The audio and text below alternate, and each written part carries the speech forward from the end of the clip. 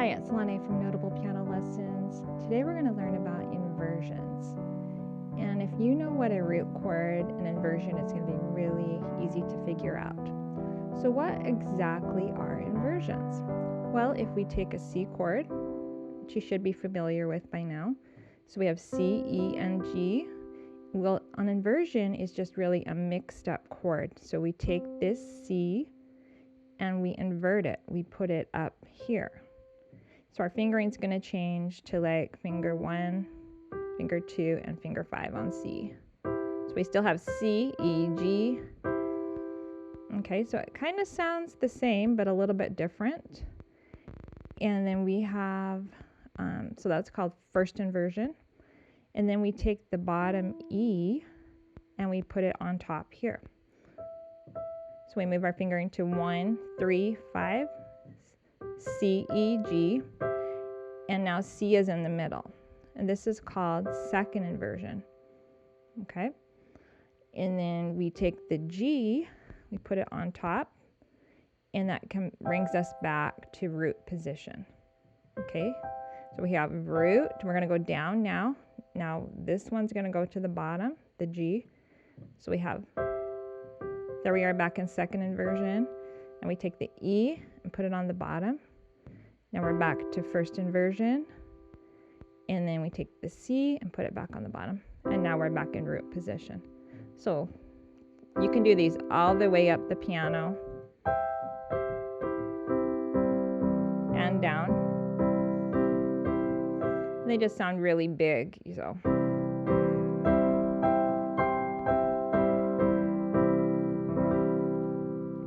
Okay, so the left hand would be just the same thing. And then we would have 5, 3, 1. There's first inversion.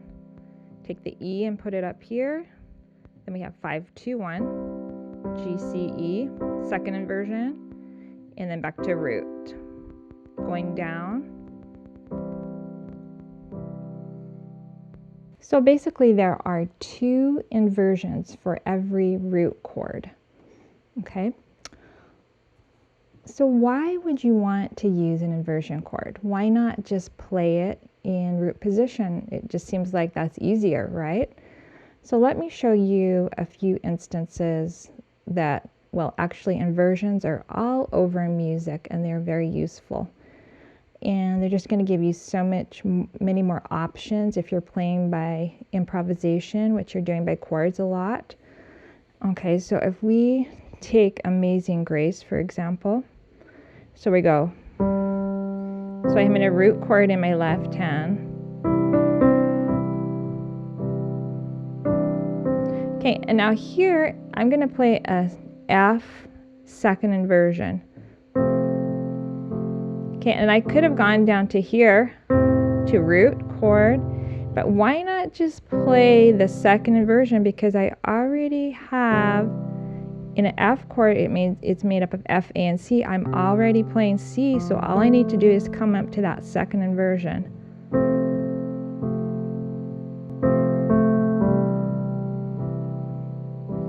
Okay, so you see how useful that is.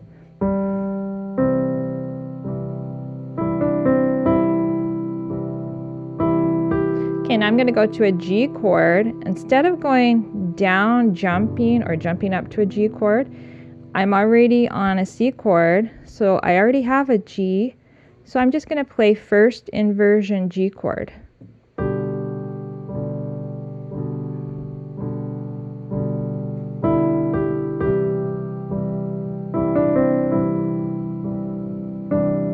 And then I'm going to go to F. I don't have to jump down. So just play that second inversion.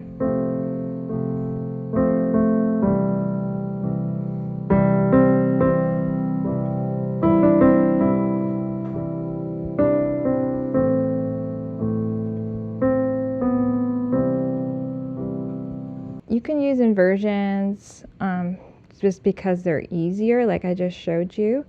And you can also use them to have a fuller sound. So, and whenever there's like a C chord, you can put a C inversion if you would like, if you think it sounds better. Maybe you just want to do the root chord. It's up to you. however you think that would sound. I'm going to show you in Amazing Grace how you can use inversions to make the left hand sound a little bit fuller. So you go root, first, second, root, first, second, F chord, root, first, second, root, first, second, root, first,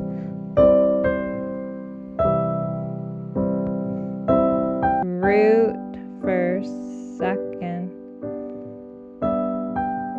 back to C chord, C, root, first, root, first, second, F chord, root, first, second, root, first, second, root,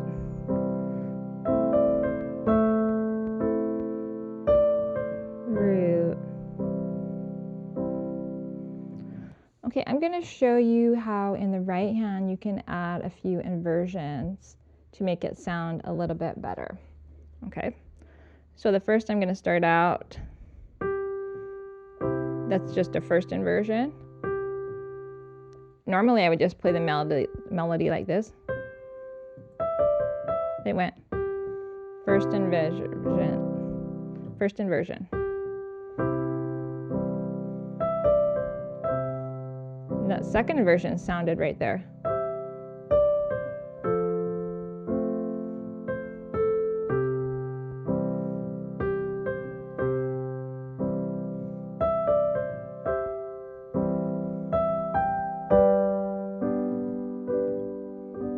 Notice on me right there, I am in first inversion G chord, and then I did a few inversions in the left hand.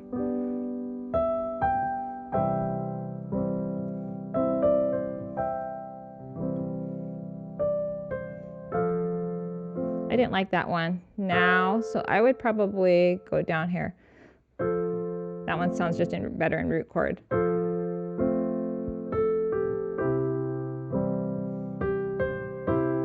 First inversion sounds good.